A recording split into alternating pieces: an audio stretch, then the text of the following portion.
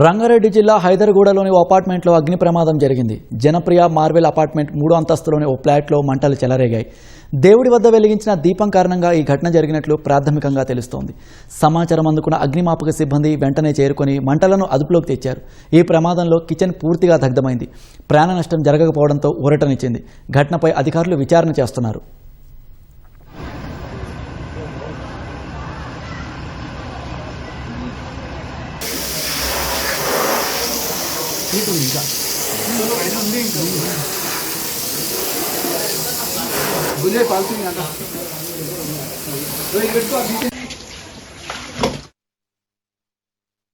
Floor లో fire చూశారు.